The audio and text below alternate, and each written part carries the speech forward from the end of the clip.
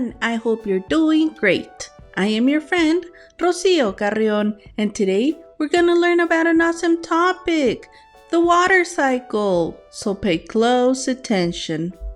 The water cycle is a continuous movement of water on, above, and below the surface of the earth. It never stops. Water changes forms from liquid to gas to solid and moves through different stages that keep life possible. Let's start with evaporation. This is when the sun heats up water in rivers, lakes, or oceans and turns it into water vapor, a gas that rises into the air. Plants also help this process. Through transpiration, plants release water vapor from their leaves into the air. It's like plants sweating.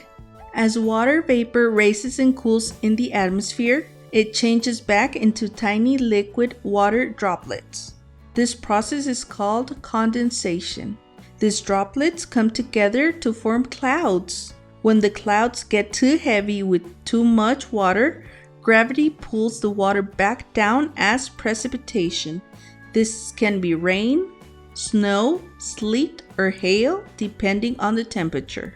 Finally, the water collects back into oceans, rivers, lakes, and even underground.